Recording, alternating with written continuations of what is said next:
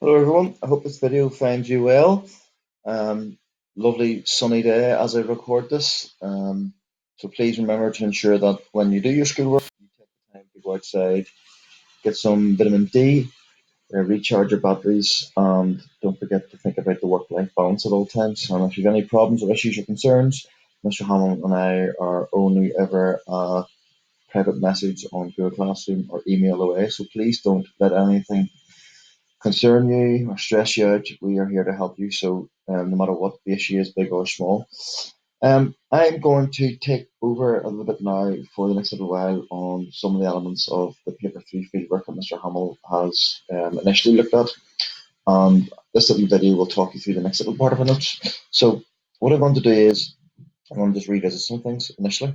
And by now, I think my screen to work, you will have obviously looked at and understood this very scientific process of the geographical inquiry. So we have the planning stage, which is here, right through to the end for evaluation.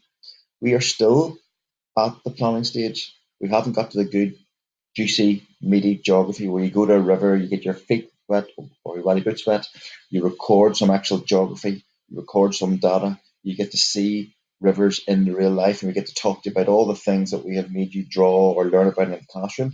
We're still not there yet. We're still doing what I would call the boring planning bit, all the bit you have to sort of plan for. So like we're going on holidays soon, but we're still at the packing stage. Okay. But we're very, very close. We're just about to zip up the suitcase. Okay. So the planning stage, Mr. Hamill so far in his videos has looked at the parts here, which says for the identifying and the aims and hypotheses and stuff. I'm going to continue on and look at the risks and then focus on primary and secondary data. And in this video as well, we'll give you an opportunity to look at how you would approach some questions that would appear if this section was to be asked for an exam.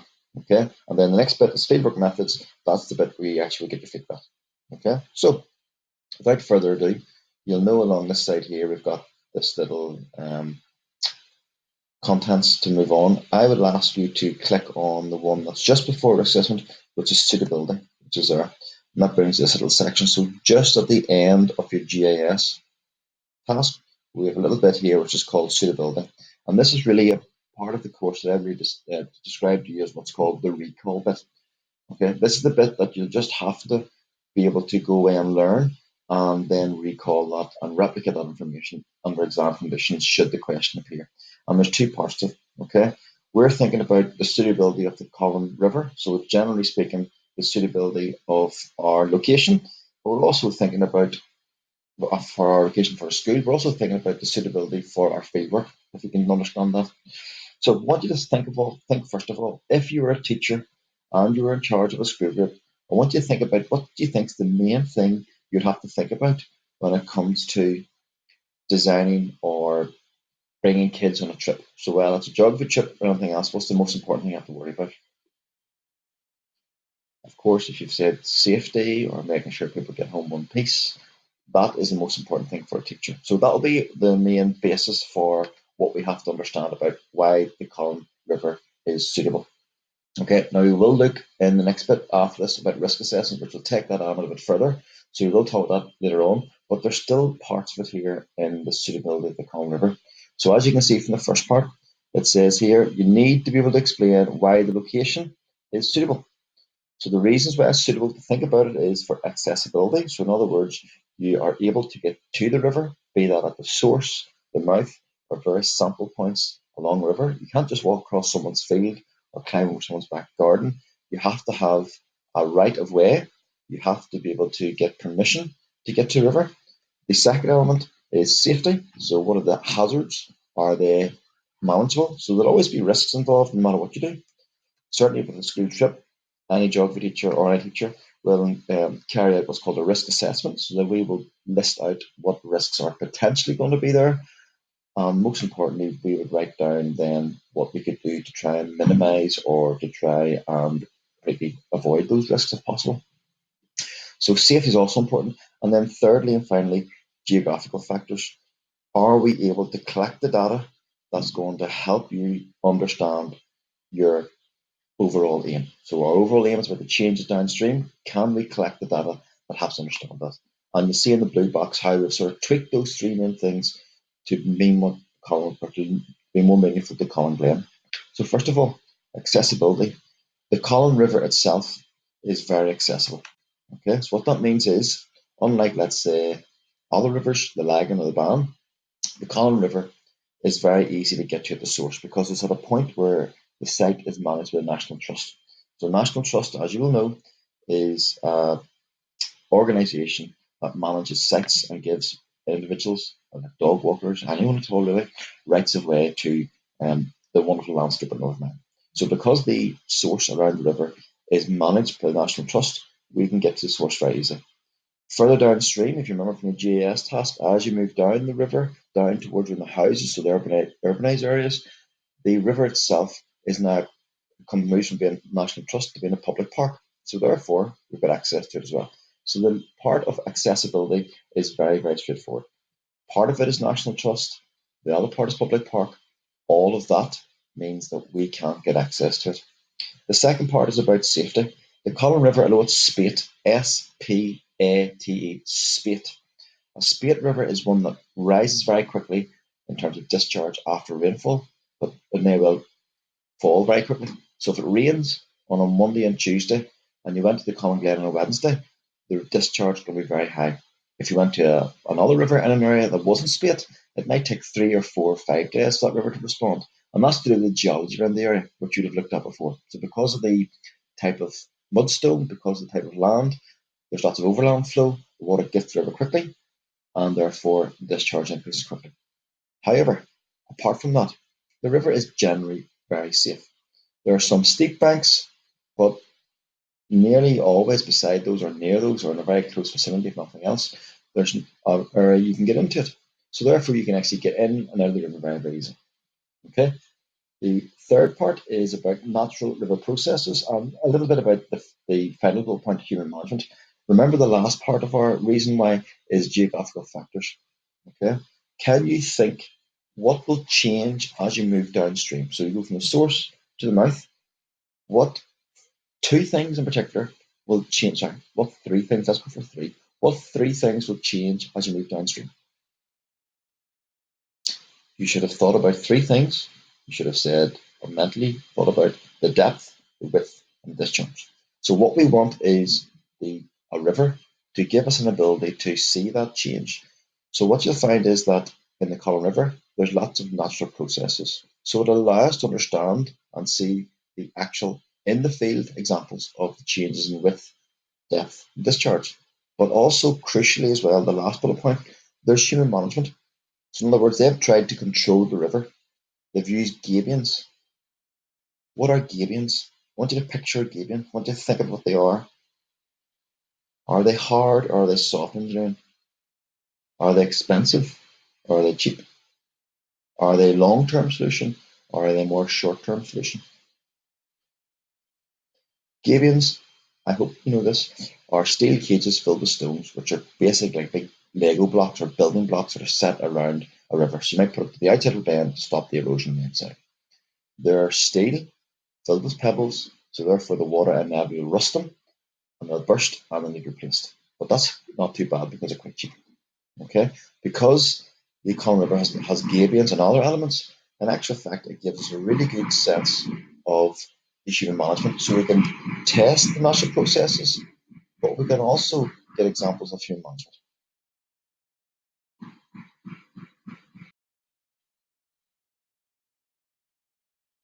The next bit we're going to look at is the risk assessment. And this is going to touch on some of the things we've talked about above when it came to the safety element.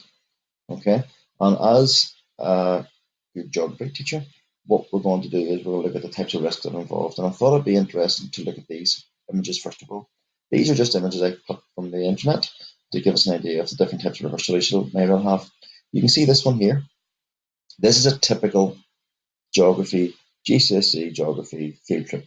Okay, you'll know that because the river's not very deep, but in really boots.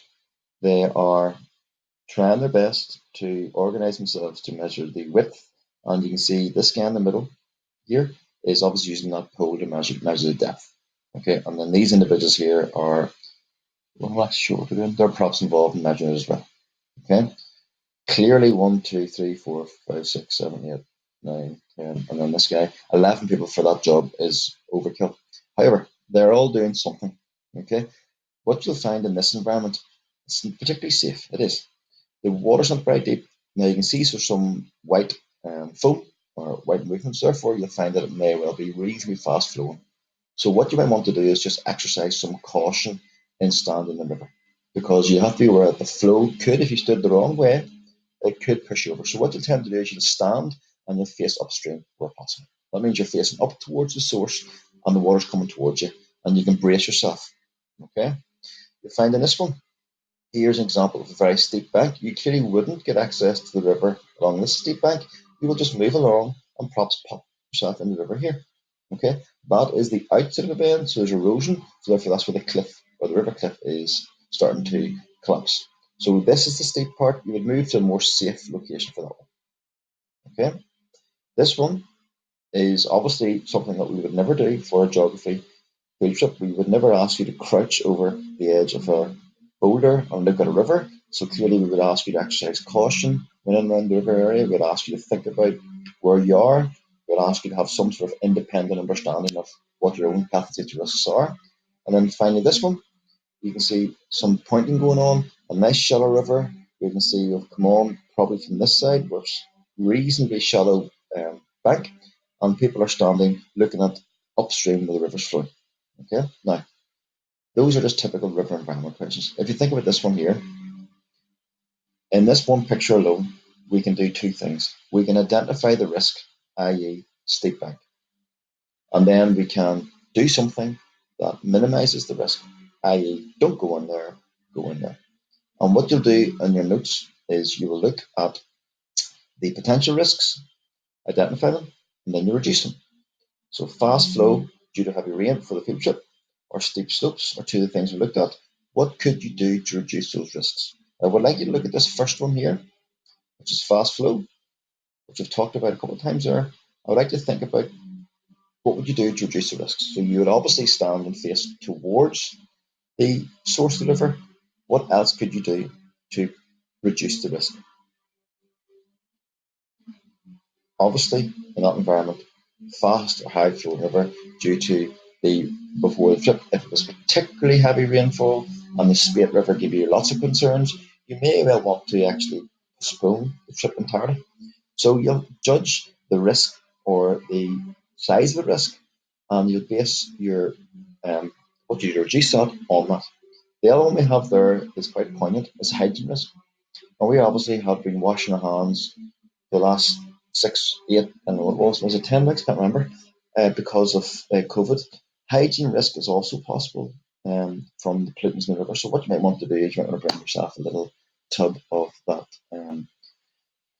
stuff you use for your hands to keep them nice and clean, and that means you will reduce that risk. Now, I've sort of taken my time going through that. What you'll have to do is read those little statements that are there, and then you put those in the suggested areas. So there is one about the hand sanitizer before eating lunch and cleanse your hands after eating the water. You'll obviously take those and you'll populate them into those little boxes accordingly. And then finally, we've got this idea of primary and secondary data. Okay, primary data and secondary data are two entirely different things, and you got to remember this. Primary data is the stuff that we have recorded ourselves. So if you've measured something with a tape, if you've used a ruler, if you've measured the wind speed, if you've looked at cloud cover, something that you have specifically done yourself, that is your data. You have recorded that, you've written that down, that's yours, you own it. That is the best type of data you can have because it's up to date, it's exactly what you want it to be. You can be confident of its accuracy because you've been involved in it. Now, it does take a bit of time to do because you have to go to a river, but you can be confident that the data that is primary is accurate. The other type of data is called secondary data, and it's the data that someone else has done. And what we use for the Colin Glen is GIS. So you would have understood by doing the process of GIS exercise that we have used satellite images to get a broader sense of what the Colin Glen River is like. So we've looked at the Colin River, we've been able to see what the river's like, where it starts, where the source is, where it moves, what the course of the river is, and we've looked at the urbanized area around that. That's all very good because it's very quick. You can save you having to actually make the visit there. There's loads of data involved, so all those different layers we use in JS are all there for you. However, the data could well be outdated. It might not be exactly what you want it to be in terms of the correct format, so therefore you have to exercise some caution when it comes to that. Okay, there are your definitions for primary data and secondary data, and those become important for any potential questions. Okay, then what we have after that is to link it to column river, the primary data, the column river, the data collected from river, the width, the depth, velocity, and then the ArcGIS. What you have to do is you have to take those statements and then you populate them into those two boxes that are there to help you understand better the secondary data. Okay, now that takes us through the first bit of notes. What I'm going to do now is I'm going to create a little video which talks us through looking at those questions. So those 7 questions, which deals with all the assessment materials that could well have occurred based on our planning. And then you can see there, number 2, we're about to start fieldwork techniques.